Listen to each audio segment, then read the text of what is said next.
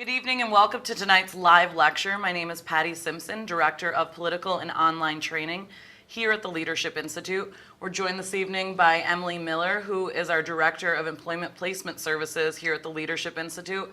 Emily, thank you for traveling such a long way, down an entire flight of stairs to join us here at tonight's webinar. Anything for you, Patty. Thanks for having me. Really appreciate it. Tonight's topic is landing your dream job, and Emily will get to presenting that in just one moment. I just want to remind everyone that tonight's lecture is in fact live, and you can ask questions at any time during the presentation, and they come directly to me, so no one else will be able to see your questions, so you can ask literally whatever you want. Anything. And I will field the questions and ask Emily throughout the presentation. I don't want to take up any more of your time or our viewers' time, so what do you have for us tonight? Well, as Patty said, tonight we're going to talk about landing your dream job. And unfortunately, that process is not always as magical as the title might make it sound. Landing your dream job is really about selling yourself well. So tonight we're going to cover a few simple principles that you can use to make yourself stand out above the crowd in any industry. And after that, for some of you who are sitting out there and thinking, I really don't know what my dream job is, we'll cover a little bit of that for you as well. But let's go ahead and jump in. So tonight, we're going to cover, first of all, 5 tricks of the trade to make your resume stand out. Secondly, 3 ways to make a great first impression. And we'll close by talking about 3 sectors where political job seekers want to work and how you can get there. So as Patty mentioned, this is a very interactive program.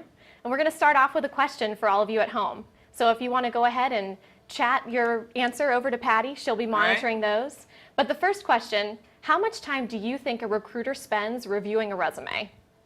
Let's hear some guesses. All right, we have, here's a guess, 3 minutes. Okay. We have 1 month. Wow. We have. You guys think a lot of recruiters. That's wonderful. 5 seconds. Okay. And those are the guesses we have right now. Okay, that's great. Patty, do you have a guess you want to throw in? I'm going to guess, I would probably, assuming that you're getting a lot of resumes in all the time, I would say you have about 60 seconds to look at each resume. Okay. You're all going to be shocked. It's actually about 14 seconds. Ooh. In So today's job whoever market. put in 5 seconds was actually quite close. Today's job market, it seems that it's even harder to get a job if they're only looking at your resume for 14 seconds. Absolutely. So how do you stand out from the crowd? Patty, we're about to talk about that. So Thank you for the great transition. You're welcome. So with only 14 seconds, it's clear that you have to make that page work for you very quickly. So let's talk about how to do that. My first tip for you, make sure that you focus on your formatting. The last thing you want is for a recruiter to spend all of his or her time trying to navigate your document. So the way to do that, start off with your contact information right at the top. Make sure your name pops off the page. Make sure you have at least your email address and phone number. An address is always good too.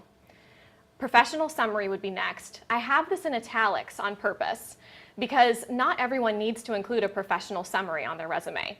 If you just graduated from college, a professional summary is not really necessary for you. You can better use that space for other things on the resume. But if you have many years of experience, you've done a number of different jobs and perhaps even different industries, you might want to focus on a couple characteristics that you want to point out in the resume. So that's a good time to use a professional summary.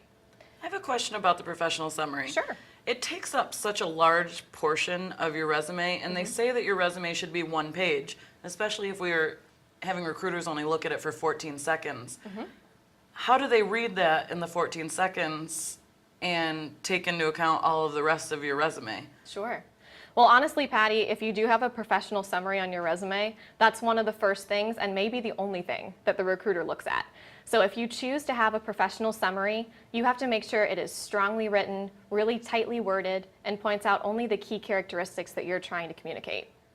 And we're actually going to cover that a little bit in more detail. But then next would be your work experience. Both paid and unpaid. This is the meat of your resume. This is what recruiters are looking for as well. So they want to see what experiences you've had and what accomplishments you've made in your positions. Sometimes students are a little bit hesitant to put their unpaid campus activities there. Sometimes people who have volunteered on campaigns hide it in another section down lower. That should really be in your work experience. Those are very valuable tools that you have to bring to a new job. Next would be education.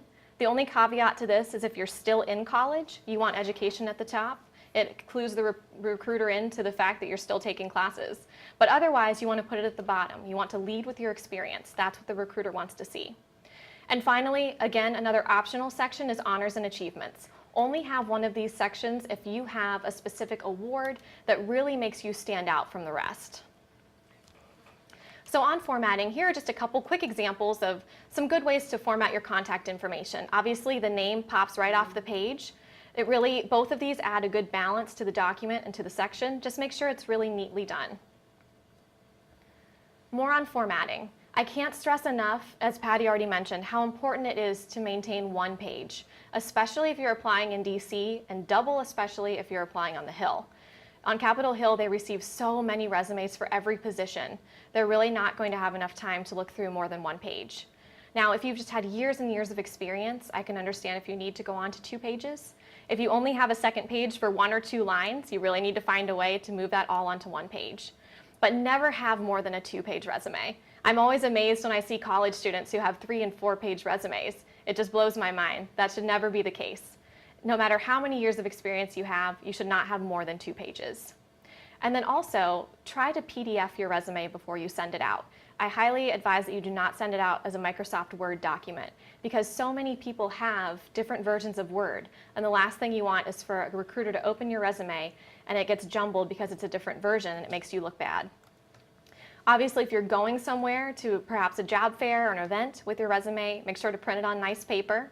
I always think about Elle Woods from Legally Blonde when I think about this, with the pink paper and scented. That's a little much, but just make sure it's very professional, crisp paper.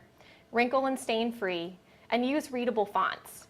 If you're going to use color, which I really advise against, but if you just feel you need to express yourself in another color other than black on your resume, just use 1 additional color at the most. And make sure that you're hovering right around 11-point font. 10-point font is okay for bullet points, but it's a little much. Any smaller than that, you can't read at all. And any larger than 12 really just makes it look like you're trying to fill the page. So try to hover around 11-point ideally. Talking about the formatting of your resume, there are a lot of websites out there, and we discussed this earlier this week about very stylized resumes where they appear to be pulling graphics directly from websites, and they almost look like a Tumblr. What is your advice on that? Because I know that if you're going into design, it might be a great thing to have that type of resume, but if you're going into a political career, it might not be the best. What advice would you give to job seekers if they wanted to have the resume stand out by using one of those? To be honest, in DC especially, having a very stylized resume, a lot of recruiters look at it and just think it looks a little bit kitschy. They're not a big fan of that. I know in some industries, as you said, like design, very creative industries, they're looking for those types of resumes that stand out. So I would say if there's any way to talk to someone in the specific field that you're looking to apply in, pick their brain about it a little bit. You know, they got the job. What did their resume look like? How did they approach that? How did they stand out? And especially if you know someone at the firm where you're applying, the company, the organization, find out what they like through other contacts that you have. It's definitely good to learn from other people's experience than to send in something that's really going to make you look bad in the long run. And it is definitely a very subjective area. A lot of people are looking for a lot of different things. But as a general rule in DC, the more standard the resume, typically the better. Okay, that's great. And then finally on here, it's really important to name the file. Whenever you're sending your resume off when you're applying for a job, it really helps the recruiter if you have your first and last name, and you can also have the year. So I would say Emily Miller, resume 2012. And that way it's very easy for the recruiter to go ahead and file it away, and they won't lose it. Tip number 2, try to avoid fluff on your resume. It's so easy to put a bunch of filler words on the page that sound really good, but they don't really tell the recruiter anything. So for example, you might say that you're an excellent communicator, but if you just leave it at that on your resume, it's not very impactful to the recruiter, and that person might actually be a little bit skeptical. So instead of that, consider using a sentence like this: delivered more than 50 speeches to audiences of up to 100 attendees. that is much more powerful. I actually get a visual of what you've accomplished and the types of things that you're capable of. Try to avoid self-ascribed attributes at all costs.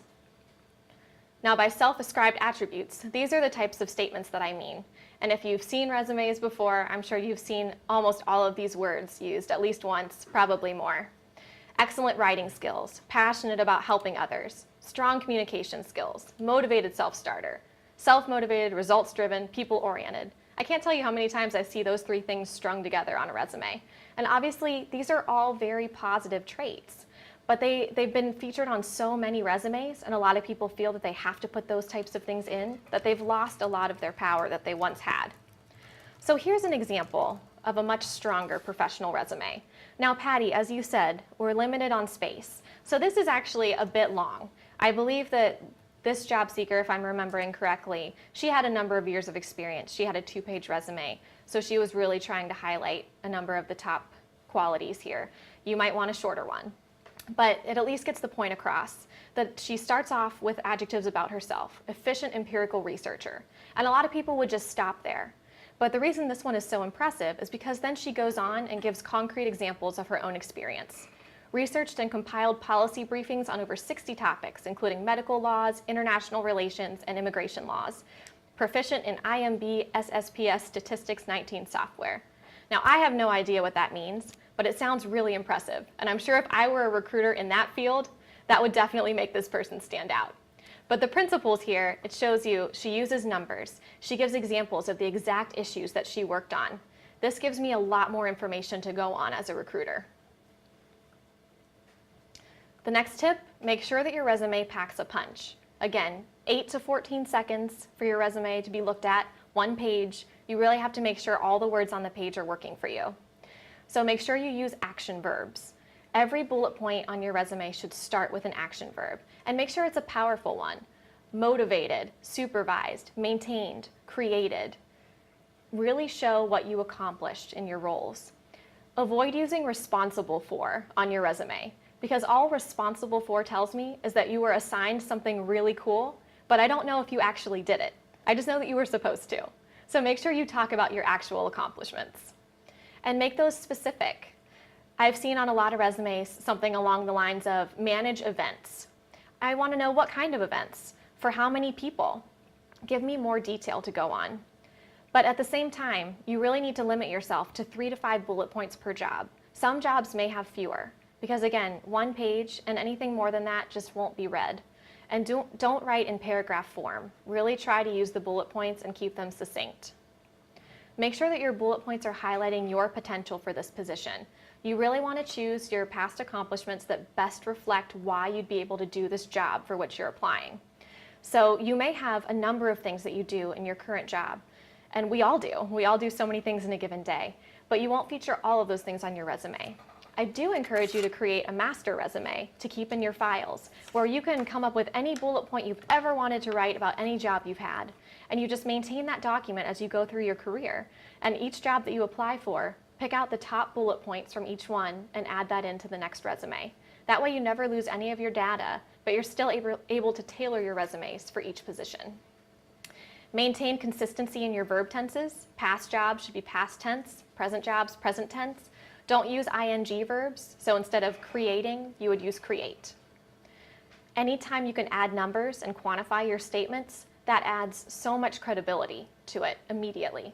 So if you can use numbers, percentages, try to add those in as much as possible.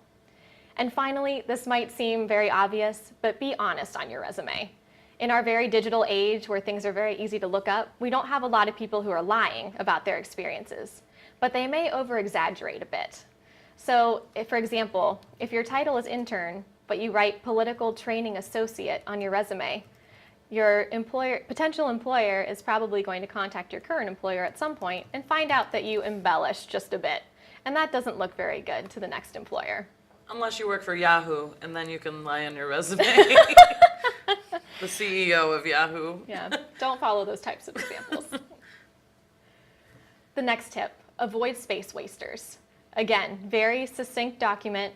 There are certain things that you can take out that immediately save you some space. First of all, this goes a bit against conventional wisdom, but you do not need an objective on your resume. All the objective tells the recruiter is that you want the job for which you are applying. And that's just very repetitive. You don't need to include that at all. That space can be better used elsewhere. Talking about the objective versus the personal summary, how long should the personal summary be? Because the objective is a waste of space, but the personal summary is not. So how many sentences would be ideal for that?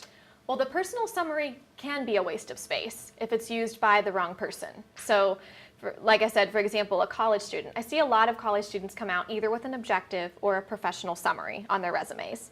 The objective definitely isn't necessary. And for a college student or a recent graduate, a professional summary absolutely isn't necessary because they're just starting to build their experience. So that would automatically be a waste of space because it usually ends up being filled with those fluffy words to try to boost it up. Responsible for a lot of things. Absolutely, yeah. And very results-oriented and driven. Yes, every college student is responsible for many things. Yes. Now, for someone who, again, is further along in their careers, it's pretty good bet that they're going to have a longer resume anyway. Maybe we're on to 2 pages. So I would say maybe 4 to 5 bullet points max in your professional summary. And again, keep it succinct. That's the one critique I have of the example I showed is I would shorten it up, make it a little bit tighter. But I would say if you want to highlight maybe 3 to 5 of your top characteristics that apply to the job for which you're applying, that's probably the best. Okay, and this is another question that goes along with the 1 to 2 pages. How many years into your professional career is it okay to go on to 2 pages with a resume? My personal opinion is that it really shouldn't be until 7 to 10 years. Okay. At the earliest. Even when you're at 5, 6 years, depending, especially in DC, people move around a lot, have a lot of different jobs. It can be tough to fit it on 1 page, but it really is going to serve you well. Because odds are, if you're in that 5 to 7 year mark, you've done a lot, but if you are going onto that 2nd page at that point, you're probably including too much detail, especially about the early positions. Sometimes we move on, we're still very proud of what we did in our first couple of jobs, but you really have to start cutting it down once you're adding new jobs to your resume. So just keep it fresh. Great, thanks. Sure. So going on from the objective, another space waster, I call it much ado about nothing. It's when you use the space to talk about things that you did that were great, but they don't necessarily make you stand out. For an example, I had one of our interns ask me once if she should include packets that she had stuffed for a conference on her resume. And this girl stuffed a ton of packets. I mean, she was a team player, and it was great, and it really helped us out. But again, anyone can stuff packets for a conference. It didn't make her stand out from the other job seekers as much as some of her other experiences did.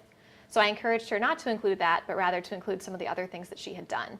So look for places where maybe some of your bullet points aren't quite as impressive as some of the other things. And if you're looking to save space, those are the first ones to cut. I would really advise you to avoid resume templates as well. A lot of times they look very canned. You can point out a resume template immediately. They'll have random boxes at the top. They have shadows behind bullet points. It just looks unprofessional. But the big problem with resume templates is it locks you into a certain format. So a lot of times people will create a resume in a template. They love it for the first couple of years that they're using it, and then they want to completely change the way something looks, or they have to delete a bunch of information. And it's really difficult to do that. So it's worth it to take the time up front to create your own style, your own format, your own document, and be able to edit it at will throughout your career. You also don't need to include that you are proficient in Microsoft Office under your skills section. Now, if you're applying for a job that specifically states in all capital letters in the posting that you have to know how to use Microsoft Office, you might want to include it. But for anything else, proficiency in those programs is assumed.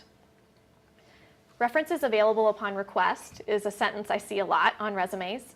That is also assumed by recruiters. We know that you have people who are willing to vouch for you, or we assume that you do. We hope that you do. Make sure that you have a running list of people who would be willing to serve as a reference for you. Make sure that you've asked them if it is okay if they are contacted. But you don't need to include their information or this sentence on your resume. Who serves as a great personal reference for someone? What type, is it old bosses, is it old coworkers? How do you get your boss to be a good reference for you if you're trying to leave the job that you're currently in? Well, if you're trying to leave the job you're currently in, I wouldn't really advise using your current boss as your reference. It's probably better to use a coworker who's worked closely with you. That's really the key to finding a good reference is someone who's worked closely with you. A lot of people try to jump to someone of really high importance who may not know them that well. For example, if someone who's worked on a campaign, I often see people put the candidate down as their reference, when really they should be putting the campaign manager or some of the other staff that have worked with them day in and day out, the volunteer coordinator, whoever has worked with them every day, seen their work, can vouch for their character, can vouch for their work ethic. That's who makes a good reference. It's not necessarily the big fish of the organization. So if you have someone who could answer some pretty in-depth questions about your work habits, your style, how you contributed to the organization, that's the best person to list as a reference. Wonderful. And finally, getting personal. Sometimes people will put information such as, I want this job because X, or I've done this, this, and this. First of all, you never want to use first person on your resume at all. The I's, the me's, go ahead and cut those out. But also, a lot of that information is better served on a cover letter. So go ahead and take that off the resume and add it into the cover letters that you send along with your resume. And finally, my last and possibly most important tip, if you take nothing else from this, please take this advice. Proofread your resume. Proofread it again and have someone else proofread it for you before you send it out. Here are a couple examples of resumes that have come across my desk that unfortunately give me a little chuckle. The first one, a girl was very results orientated. Obviously, results oriented would be a better way to state that. Hopefully you can all see what's wrong with the second statement, attention to detail. Attention is spelled incorrectly. And finally, one of my favorites, there was a job seeker who really wanted to put his best food forward. That should be foot. So these are the kinds of typos that you can miss because you spend so much time working on this document. It's really important to have someone else look over it for you. And not just for typos. There are also certain statements that might sound really good to you, but then someone reads it and says, you might want to think about rewording that. And here are a couple fun examples of those from my own experience as well. The first one, one job seeker had engaged in meaningful relationships with high school boys on a weekly basis. Obviously, there's a better way to state that. He was a volunteer for his Young Life Club, so he had gone into high schools and was doing ministry work. So we encouraged him to find another way to word that sentence. And then a second one, one of the job seekers had vast experiences in dealing and experimenting with human relations. She was looking for an HR position, trying to communicate the fact that she had HR experience. Again, I don't really want to know what experimenting with human relations was supposed to mean, but we helped her reword that as well. Our crew currently working the webinar is having quite a laugh at. If the camera's shaking, that's probably why. And in turn are making us laugh. We'll keep it together. Yes. We're trying to keep it together. All right, so we're going to go on to talking about making a first impression. We have another interactive section here. Oh, wonderful. So get ready to ask questions, guys. Here's a and question. Gals. We have a question for you.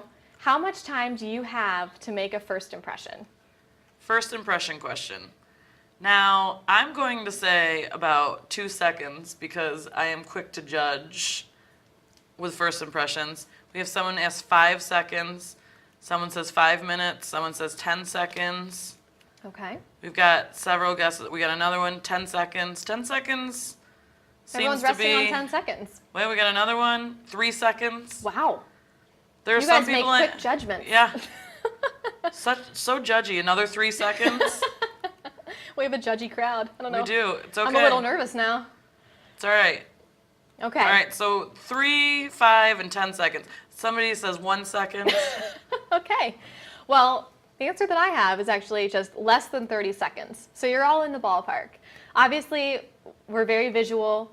Any of the visual impressions are going to be made immediately. So let's talk a little bit about making a good visual impression first. For women, this is more for interviews, but also when you're going out to events, especially professional events in DC.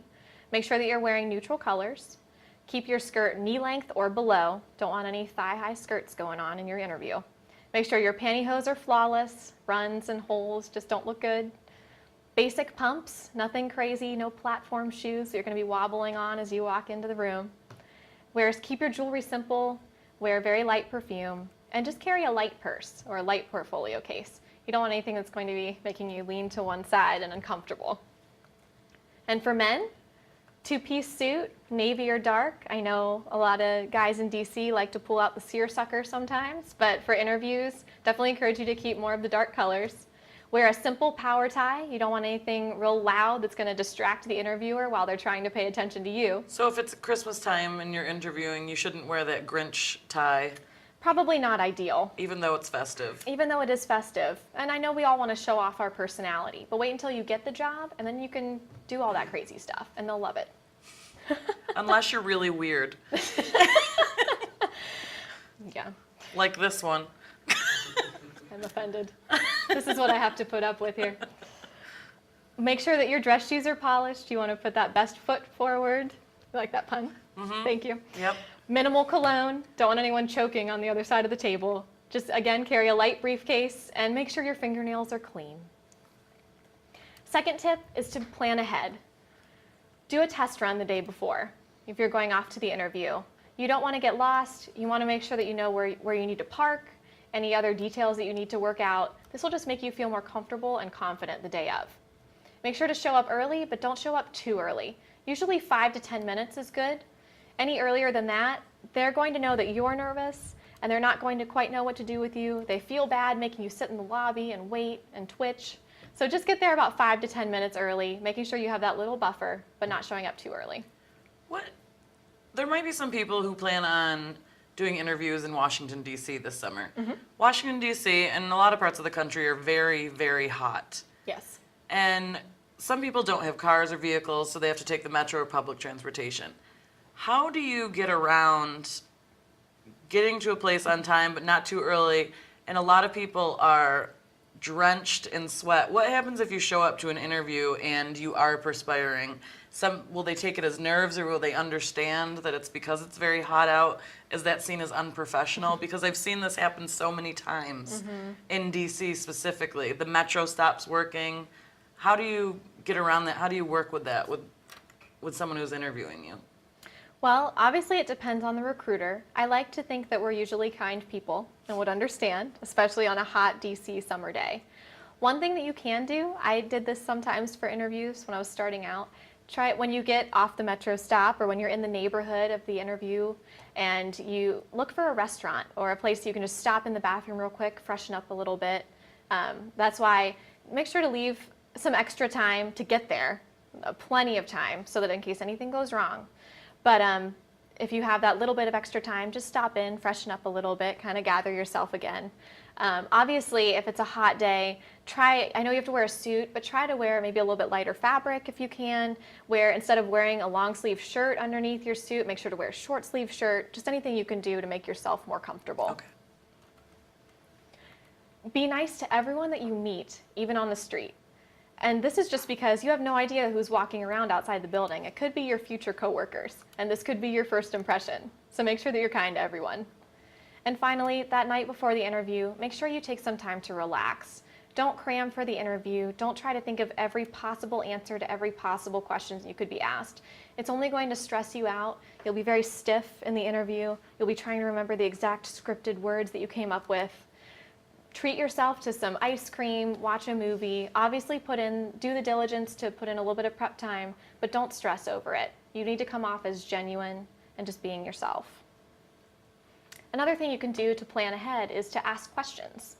Obviously, the recruiters want to see that you've done your research, that you know what you're talking about, you know about the job. So come up with a few questions that you're going to ask ahead of time. And of course, if you're going off to an event, this is the same thing. Come up with some questions to ask the people who will be there. Look into the organization. Be able to talk intelligently with them.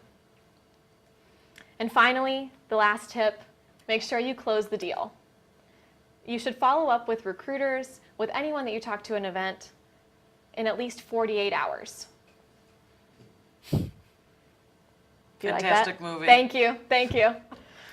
Make sure that you're following up, whether it's an interview, a personal meeting, anyone that you just meet with. It really makes you stand out if you take the time to follow up with them. Is snail mail still a thing? You mean the United States Postal Service? I do, yeah. I do believe they are still I in realized- business. It is government, and we are still supporting them with our tax dollars. I realized my slide says send using snail mail, which I'm pretty sure was a 1990s term. But send using the United States Postal Service. If you can send a handwritten note, that really means the world to someone who's interviewed you, who's taken the time to meet with you. make sure to take that extra step. At the minimum, if you're really busy, you're rushing around, at least send them an email to thank them for their time. I had a job seeker contact me once and ask, does it look desperate if I contact them and tell them thank you or just follow up with them? Absolutely not. It looks quite the opposite. If you don't follow up at all, it really reflects badly on you. So make sure that you do something to follow up with them. And one tip also, if you live far away from the job for which you're applying, consider overnighting your thank you note. I know our intern coordinator here at the Leadership Institute, she interviewed a candidate at one point and he overnighted a thank you note to her and she was really quite amazed and impressed by that. So that's another thing you can do to really stand out. Did he get the internship? I'm not at liberty to say. I'm going to figure out who this is. Okay. I have no doubt that you will. So if you want to go ahead and, as I said, close the deal, if you're at an event, don't let the opportunity go by. Don't just grab the business card and assume that you'll follow up or see this person at another time. Schedule a lunch with them. Schedule an informational interview. Ask if you can just meet with them over coffee for some advice. People in DC have all been helped along the way by other people, and they like to do it for others. So take that opportunity. This is talking about expanding your network and all of this, making things personal and getting to know people. When you have references, should they all be professional? Or if you know someone that happens to know the person that you're interviewing with, can you put them on your resume even though they're only, or can you use them as a personal reference rather than just a professional reference? If you're saying if they don't know you as well? Well, do you have to only use professional references or can you use personal references? You can definitely use personal references. Personal references that I would advise avoiding are family members. Obviously, your dad loves you and he wants to say all good things about you. And I see this a lot. People put their moms and their dads as references, but it just looks like you don't have anyone else who's willing to vouch for you at that point. This happened with my brother. He was getting a clearance with the White House, and the FBI went up to where I'm from in central New York, and they saw an older woman hanging clothes from the laundry line, and they went up to her and said, "Ma'am, we'd love to talk to you about, Mr. Simpson, and do you know him well?" "Oh yes, I know him. He grew up 2 doors away.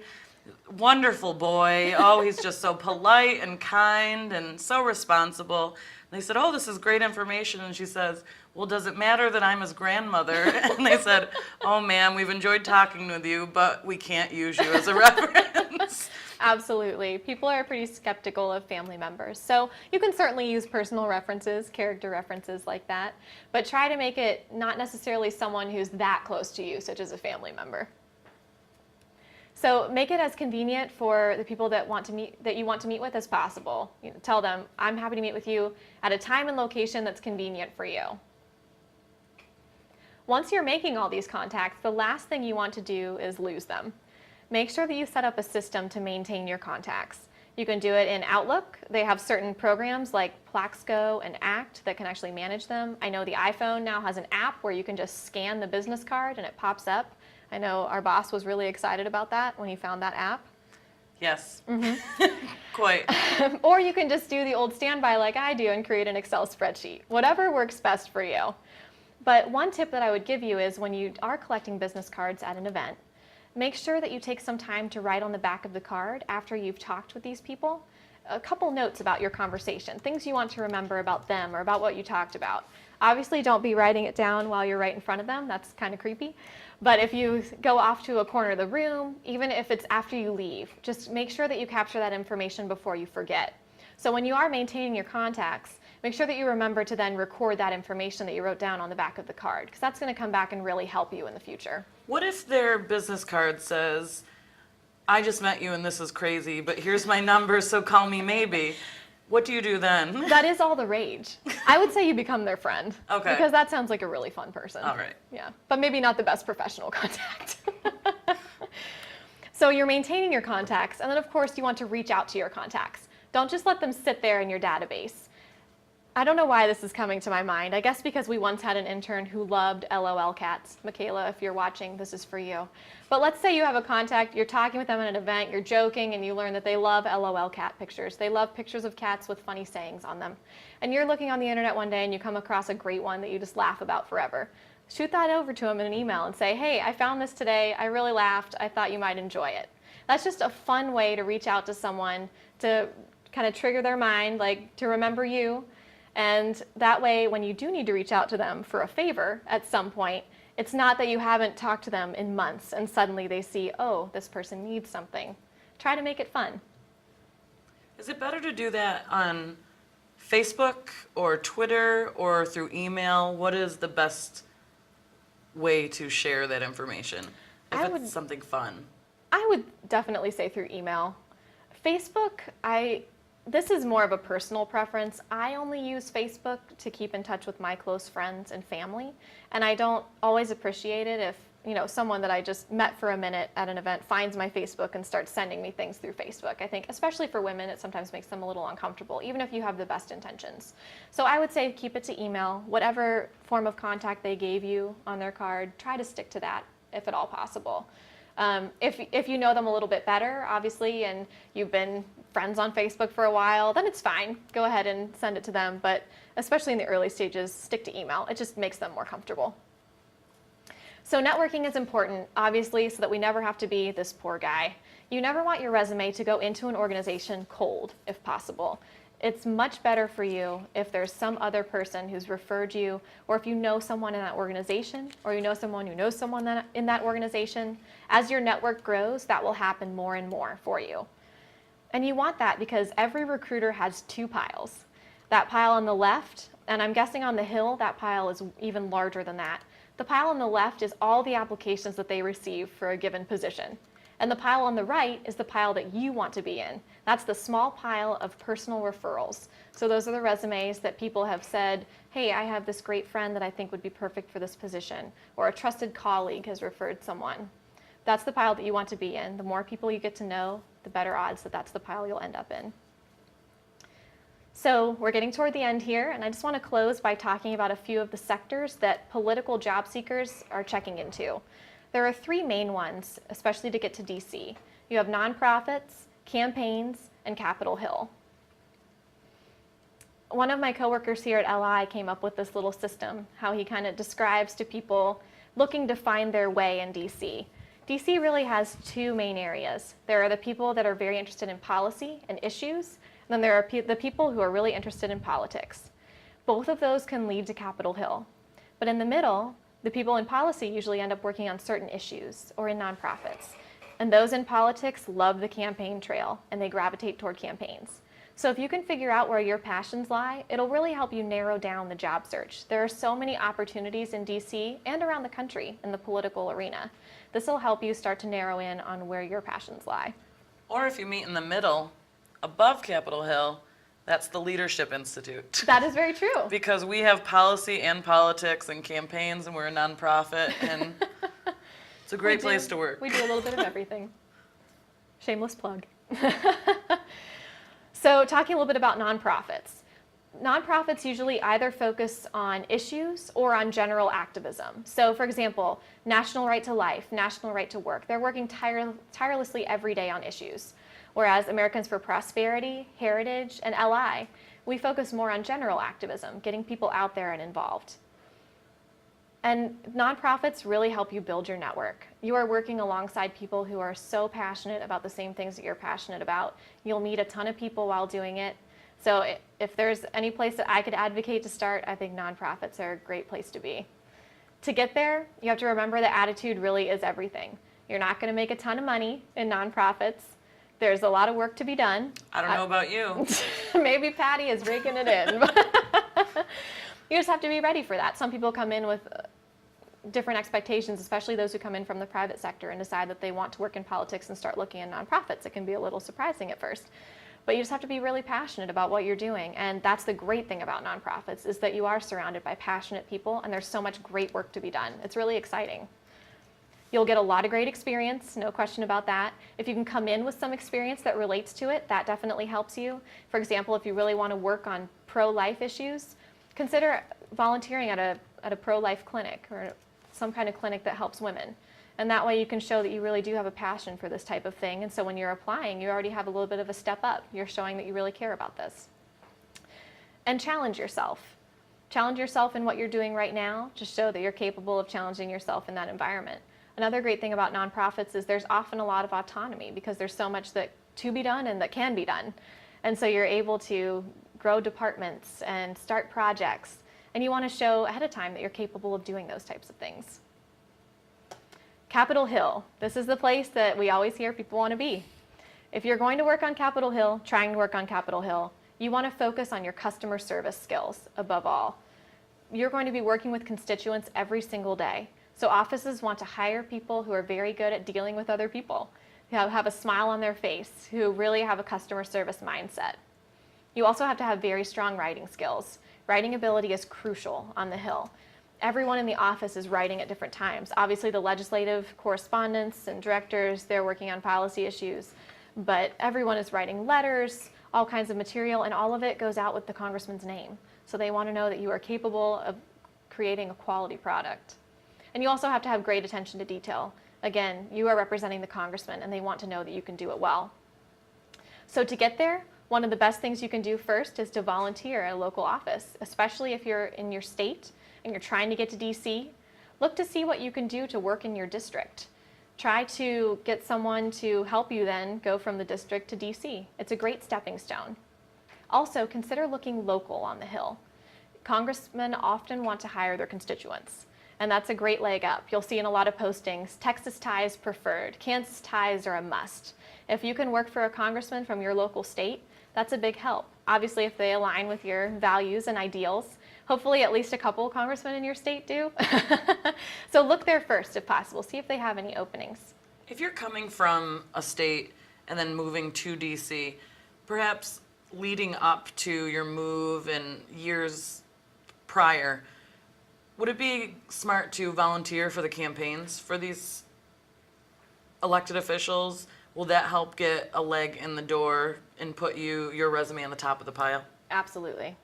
Actually, that's one of the best things that you can do. I've talked with a couple friends who do recruiting on the Hill, and they say that the two best things you really can do to get on the Hill is to either intern or to go on the campaign trail. Because that's where, obviously interning, you're meeting the people in the office, you know what's going on, and they can help you get connected. But on the campaign trail, you're meeting the decision makers, even if they're not going to have a spot for you there. If you show that you're a hard worker, you have a great work ethic, they're gonna wanna find a spot for you somewhere else and help you as they can. And 2012 is a great time to get involved in a campaign. So many campaigns need volunteers right now. So definitely, if you're looking to get on the Hill, you haven't had a lot of success so far, try to jump on a campaign. It's a great way to build your resume and a great way to meet people. We have someone asking a question from home. Mm-hmm. He's 15 and he's from Minnesota, and I believe that you watched the last one as well. if I remember, you were because your husband did the last one, the last webinar, and he is asking. They've been volunteering for local campaigns, need to get a paying job. How do you get a paid internship on a campaign? Is it even possible? And how do you find one? On a local level, state level, national level, how do you get, if it's advertised as volunteer, can you negotiate getting paid somehow? Or is that kind of off the table? It really depends on the campaign. I mean, a lot of campaigns are working on extremely tight budgets, and sometimes that is just not in the cards. It really, again, it depends on the type of impression that you've already made. First of all, I'm kind of amazed you're 15 and need a paid job. I mean, that's really a lot of foresight. I'm impressed. Yeah, I would say maybe talk to a few of the other people on the campaign. Don't go directly to the campaign manager quite yet, but talk to a couple other people. See how things typically work. Like, just get a good handle for the culture. And there's also, Morton Blackwell, the president of our organization, has a PAC that's called the Conservative Leadership PAC. And you can take our youth leadership school, get trained as a youth coordinator, and there is a possibility of getting placed as a youth coordinator on a campaign somewhere. And if you're trained by the Leadership Institute, you can then have the network of people who place people on campaigns, and your chances of getting a paid gig on a campaign might be slightly higher. So I would definitely look into attending one of our youth leadership schools coming up. Absolutely. Again, it really comes down to networking and any resources that you can build to help you in that area. I think would be very valuable. So working on Capitol Hill, again, just remember that the congressman doesn't give you the job. You need to be getting to know the people who work in the offices, and a lot of different offices on the Hill. Try to build your Hill network as much as possible. Those are the people who are going to help you find the job that you're looking for. And campaigns. Obviously, the people who work on campaigns, I mean, it just amazes me, the level of commitment that it requires. It's an awesome experience, and I definitely highly recommend it. But if you want to work on a campaign, a few of the things you need to focus on. Number one, interpersonal communication. You need to be able to relate well with people. You're going to be working with the same people, long hours, very, very tight quarters. So you just have to be able to communicate with one another. You have to be able to communicate with the public. They really want good communicators. They want people who are well versed in current events. You will probably play some role in advising the congressman at some point. You need to be well versed in what's going on around you and able to best help out the campaign. So definitely know what's going on in the country, know what's going on in your area. Philosophical alignment, you're going to do a much better job and feel much more comfortable and passionate about your work if you agree with the philosophy of the candidate and of the campaign. And of course, you have to be very mobile and flexible. Campaigns all over the country, if you're willing to relocate, that's always good. It's a lot easier to find the type of campaign position you're looking for if you are willing to relocate. But if not, you just have to be flexible, and you have to be ready to work long hours. You have to be ready to maybe do a few different tasks that you haven't done before, but that's part of the excitement of it too.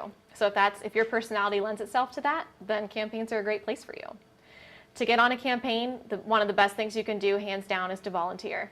That's how you get your foot in the door. That's how people get to know you. From dog catcher to county treasurer to congressional races, just try to get involved. So you can search for candidates or political consultants, go through your local political party to find ways to get connected. And when you are volunteering, and this might go along with that last question we had too, make sure that you at least go ahead and try to get that title. A lot of campaigns, even if you're not being paid, they will give you a title. And so that's a great thing that you can then use going forward. It defines a little bit more of what you've done.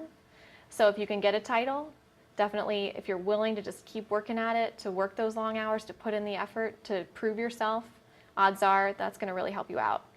And as I said before, you have to be willing to work long hours and weekends. That just comes with the territory. So a few doors to DC. This is kind of a little summary for you.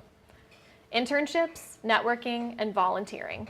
Those are some of the best things that you can do right now if you're looking to come to DC. A few tips for you as far as internships are concerned. Make sure that you apply early and apply often. Applicant pools switch a lot from period to period throughout DC. So if you applied in the summer, highly competitive, maybe you didn't get the internship that time, reapply in the fall. You may get it. You may be a very qualified candidate, but the applicant pool was just really incredible at that time. It changes every time. So don't let one rejection discourage you. Just keep applying. And consider spring and fall internships. Summer internships obviously are most popular. A lot of college students want to get here to DC, and that's the time that they can do it. But spring and fall internships often have more availability, and I've found that they tend to more often lead to full-time employment because the market isn't quite as saturated as it is in the summer. I also, before I started working at the Leadership Institute,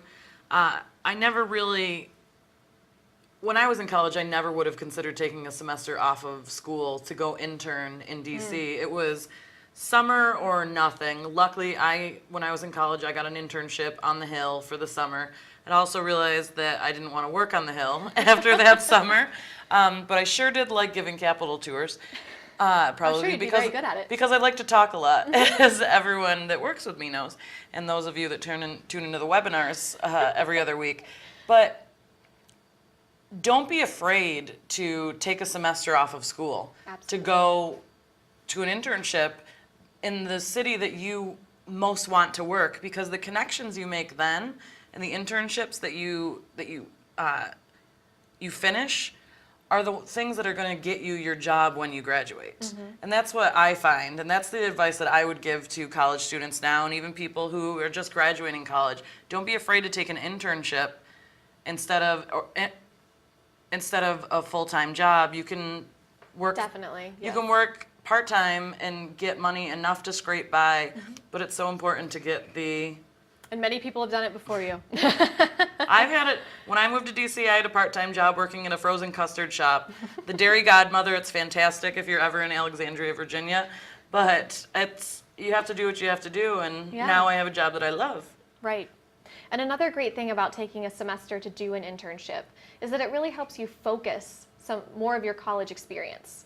I wish I had done the same. I wasn't really encouraged throughout college by, professors or to do that. It was, you do your fall and spring semesters and then summers are for internships. But I wish I had done more internships in college and taken a semester to do that because it really helps you find your way a little bit easier. I mean, I've been really blessed to have people here in DC who have helped me find my way, but that's not always the case. And so it really helps. The earlier that you can start getting those experiences, the better it is for you. Finding a mentor that helps you along. And even if you're in your 30s or 40s and looking for another dream job and landing that, don't be afraid. You can have any sort of mentor. Absolutely. It doesn't matter what age you are. And don't be afraid. I know it's really hard, especially if you are in your 30s and 40s and if you're switching careers, and the thought of an internship it just seems like a terrible idea. But it's really a good idea if you're able to financially do it. That is one of the best ways that you can just jump into an organization and get some real experience, especially if the experience that you've had thus far doesn't directly relate to political work.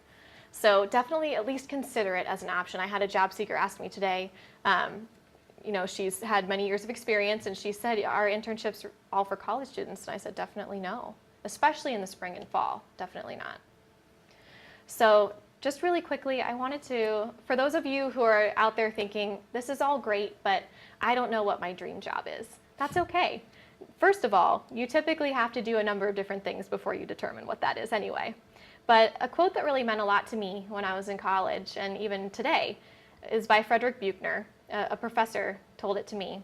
The place God calls you to, or your vocation, is the place where your deep gladness and the world's deep hunger meet.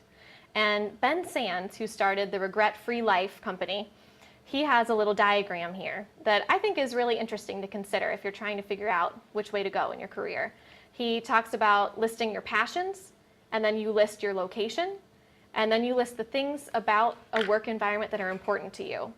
And then you compare what you love to do and those work environment traits, then where you would love to live and what you love to do, and then the jobs and the companies that come out of that research are places where you can start networking and meeting people. Obviously, it's not a magical formula, but it at least helps you start to think about some of the areas that you might want to explore further.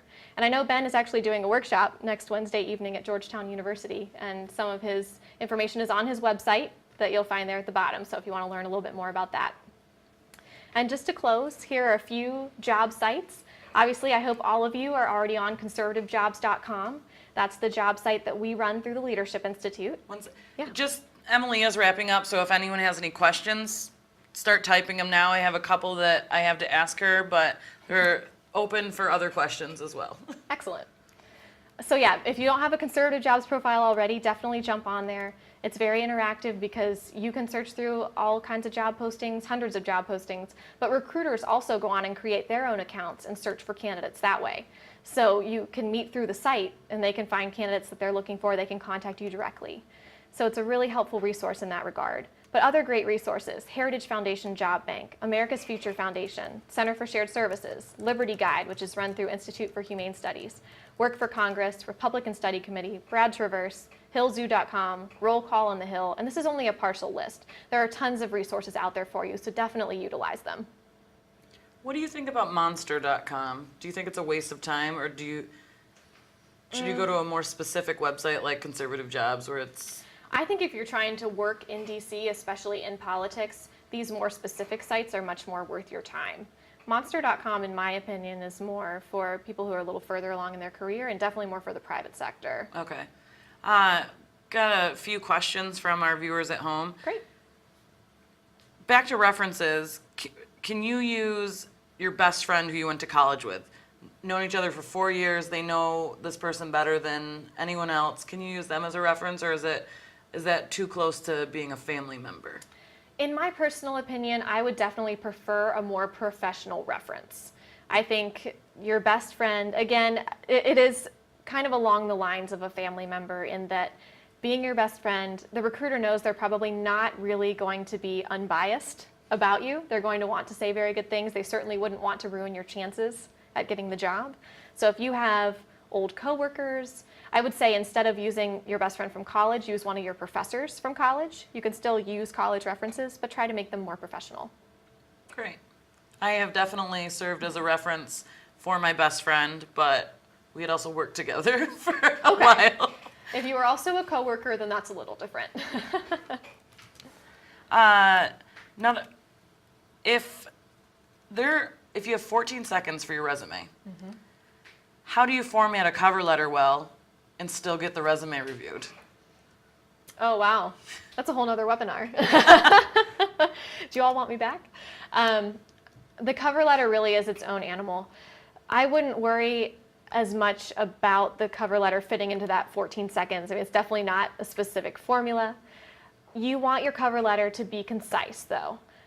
Definitely, the cover letter also should be no more than 1 page, ideally maybe 3 paragraphs at the most. You don't have to fill an entire page. The purpose of the cover letter, number 1, is to show the recruiter that you can write. You can thoughtfully string your thoughts together in a coherent way. And also, you're highlighting certain experiences from your resume that you either want to build on or you just want to make sure that they notice because they specifically apply to the position. All right, that's good to know. How useful is LinkedIn? Ooh. Well, today they had a huge breach. I know. Now it's a little bit dangerous. Change your password for LinkedIn immediately, if not sooner. It might be on, what, a Russian website? Russian hackers hacked LinkedIn and stole a lot of passwords. So if your password for LinkedIn is the same for other websites, change it on other websites as well. Just an FYI. But the good sides of LinkedIn. LinkedIn is really a wonderful resource for maintaining your contacts. Again, it's like a professional Facebook, really. But it is, I know a lot of people here at LI use it as well when I'll be talking to someone and say, hey, do you know if such and so is going to this conference? Because I need to contact them for a job fair or something along the lines. Say, oh, let me look on LinkedIn, number 1, make sure they're still at the same organization, and then contact them. Because people have a lot of their professional information on LinkedIn, it's a really easy way to get a glimpse of their professional profile. So LinkedIn, I'm a little bit indifferent on LinkedIn, to be perfectly honest. I think it is a useful tool. I think you just need to make sure, just as you do for Facebook, you need to make sure that your LinkedIn is nothing but positive about you. It's very professional. But it is a good way for a recruiter to get a snapshot of your professional experience. I know that I actually interviewed a candidate once, and she had left an experience off her resume that was actually really helpful to the position for which I was potentially hiring her for. And then I saw it on her LinkedIn, and I thought, oh, well, she's an even better candidate than I realized. Should you put a picture on your LinkedIn profile? You can. I think, number 1, never put a picture on your resume. I mean, there's just no reason to do that.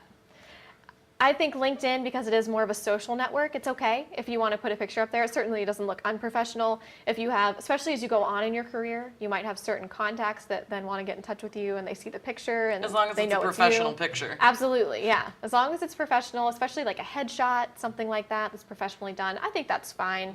Again, I'm a pretty private.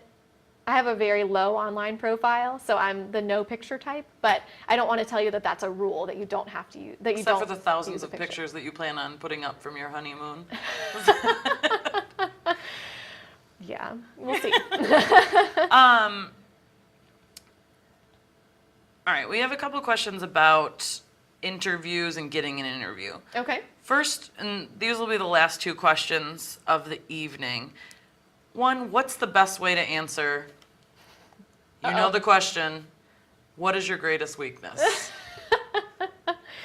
Okay, this is a very difficult question. It's one that I personally Can you say dislike. Chocolate I'm chip too much cookies? of a perfectionist. Chocolate chip cookies. I mean, if you feel comfortable with the interviewer and you feel like they would appreciate your humor, then perhaps, and then obviously launch into your real answer. One that people tend to lean on is, I'm too much of a perfectionist, I like to do too much of a good job, and recruiters see right through that. I mean, that's not really a good answer to that question. Look for something that is, potentially something that would be regarded as a true weakness, but then try to spin it into a positive. So, I tend to be impatient, but that has really taught me the importance of having a good attitude when dealing with people. Something like that. So you do express something that would be regarded as, okay, this person is really being genuine and honest, but then spin it to show them what it has taught you. And that's a good way to answer it to end in a positive light. Mine is always that I tend to be a social butterfly and go out of my way to talk to a lot of people, but it's helped me create a lot of connections and expanded my network that helps me in my professional life. So turning a weakness that's a great example. into a strength. Great example. But I still think it would be great if someone said chocolate chip cookies in an interview. If any of you out there try that, please let us know how it goes. I'd love to know. Yes, email us. Check out the contact information on Conservative Jobs to get in touch with Emily. Yeah. All right, and this is actually an interesting question. Okay. This person graduated from law school, Okay. completed 2 internships on Capitol Hill, and they think that they are not getting interviews or not getting hired because they're overqualified for entry-level jobs. Could it be that they're not getting hired because the employer is afraid they're going to leave immediately onto greener pastures? Or how do you overcome this? When you have a resume or you have a great education, you have great experience where you want to go, but you're just not getting the positions that you want. It could be the overqualification issue. I hear that a lot, especially from law students. But one thing to look at is just the sheer number of people on the Hill who do have law degrees. And people do start in all different types of positions. So typically, the law degree won't hurt you unless you're really, I guess if you're really pushing it, that you have a law degree. If you're communicating that some of the positions might be beneath you, and I'm certainly not saying that that's what you're doing, but it's just a trap that some people do fall into because people on the Hill do have to start lower. Now, obviously, you've done 2 internships. So I have to think that either just with the general employment on the Hill right now, I mean, every job is so competitive that it's really a right moment, right time type situation. So if you are making a concerted effort to continue to meet the right people on the Hill, it's not even always the number of people that you know there. It's knowing that right person who's going to get you that job at that time. Jobs on the Hill are filled so quickly. So I would say, I don't think it's an overqualification issue. I'm not a Hill employer, so I can't say that for certain.